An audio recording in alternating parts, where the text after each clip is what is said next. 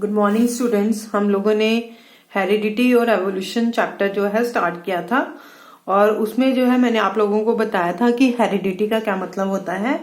Heredity का मतलब होता है कि कैरेक्टर्स और ट्रेड्स और फीचर्स का ट्रांसफर होना from one generation to another generation. और ये जो ट्रांसफरेंस होती है कैरेक्टर्स की, ये किसके थ्रू होती है? ये होती है रिप्रोडक्टिव सेल्स के थ्रू, मेल गेमीट और फीमेल गेमीट के थ्रू। क्योंकि मेल जो गेमीट है, जहां जो फीमेल गेमीट है, ये मेल सेल और फीमेल सेल्स हैं, जिसमें जो है क्रोमोसोम नंबर जो है पास ऑन होते हैं फ्रॉम पेरेंट्स टू ऑफस्प्रिंग। और क्रोमोसोम जो है वो मैंने आपको बताया था डीएनए और प्रोटीन से मिलकर बने होते हैं, और डीएनए के ऊपर जीन्स होते हैं, और जीन्स हैं जो पर्टिकुलर कैरेक्टर्स को जो है ट्रांसफर करते हैं एक जनरेशन से दूसरे जनरेशन में। तो हेरिडिटी जो है, हेरिडिटी का मतलब जो है सिंपल टर्म में हम कहें तो हेरिडिटी का क्या मतलब है? The mechanism of transmission of character is called heredity. कि ये मैकेनिज्म जो है कैरेक्टर्स को ट्रांसमिट करने का, इसे हम क्या कहते हैं? इसे हम कहते हैं हेरिडिटी। और दूसरा जो टर्म है इस वर्ड के लिए वो है इनहेरिटेंस। इनहेरिटेंस और हेरिडिटी का बेटा एक ही मतलब है, वो है कि ट्रांसफरेंस जो है कैरेक्टर्स की होना एक जनरेशन से दूसरी जनरेशन में। वाइल अगर हम लोग बात करें तो यही नहीं है कि हमें जो कैरेक्टर्स हैं वो जो है पास होते जाएंगे जनरेशन टू जनरेशन या पेरेंट्स टू ऑफस्प्रिंग। जो कैरेक्टर्स जो है ट्रांसमिट होते हैं वो क्या आ जाती हैं? वो सिमिलैरिटीज आ जाती हैं। जबकि जो कैरेक्टर्स ट्रांसमिट नहीं होते तो वो जो इंडिविजुअल है उसके अंदर अपने अकॉर्डिंग चेंजेस आती हैं। तो ये जो चेंजेस हैं, ये जो डिफरेंसेस है जो इंडिविजुअल के अंदर हमें देखने को मिलते हैं, इन डिफरेंसेस को हम क्या कहते हैं? इन डिफरेंसेस को हम कहते हैं वेरिएशंस। तो कुछ ट्रांसफर जो कुछ कैरेक्टर्स हैं वो ट्रांसफर हो जाते हैं और कुछ जो है नहीं हो पाते। अब वो जो डिफरेंसेस आते हैं इंडिविजुअल के अंदर, उसी को ही हम लोग क्या कहते हैं? वेरिएशन कहते हैं। अब नेक्स्ट हम करेंगे एक्यूमुलेशन ऑफ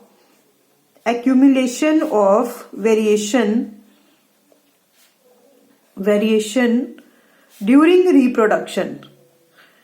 कि रिप्रोडक्शन के दौरान जो है वेरिएशंस जो है कैसे एक्यूमुलेट होती हैं। नेक्स्ट टॉपिक में अभी हम ये पढ़ेंगे, accumulation of variation during reproduction. तो अभी हमने बात करी कि जो डिफरेंसेस होते हैं, the differences in the characters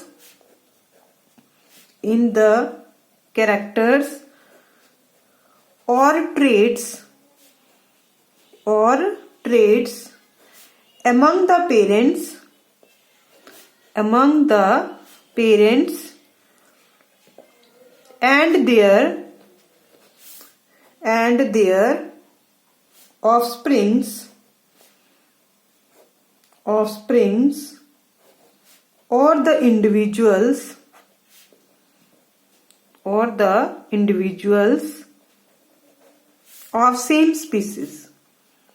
of same species is called as variations। अब हम यहाँ बात कर रहे हैं बेटा कि the differences in the characters और traits among the parents and their offspring.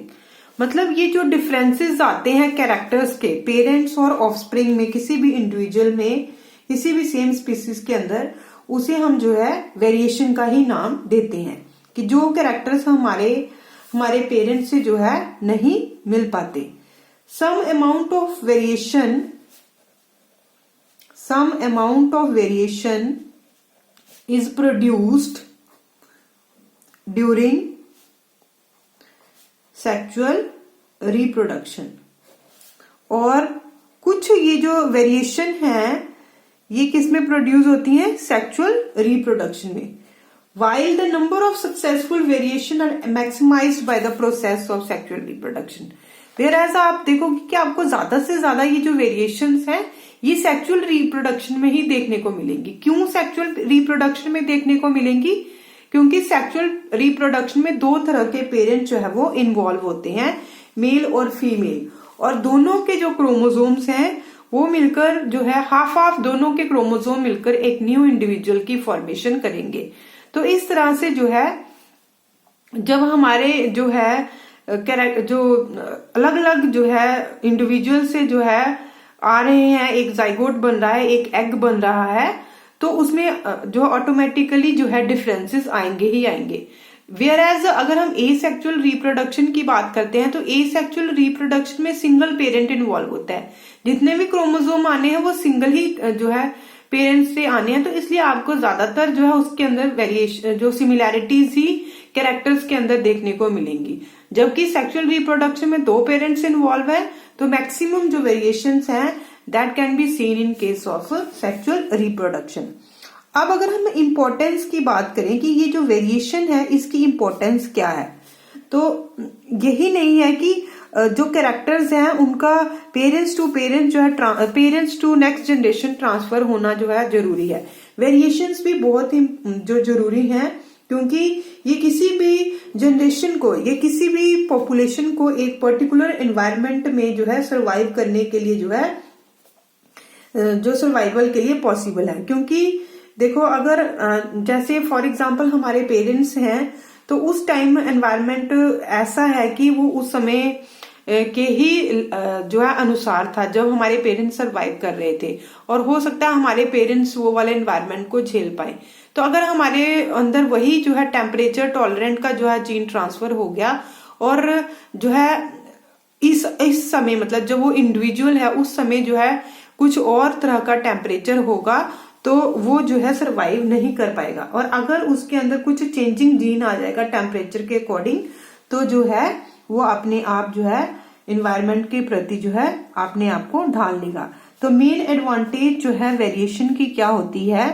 Main advantage of variation is that it increases the chances of its survival in a changing environment, कि चेंजिंग एनवायरनमेंट में survival के लिए जो है बहुत ज्यादा जरूरी है। इसके अलावा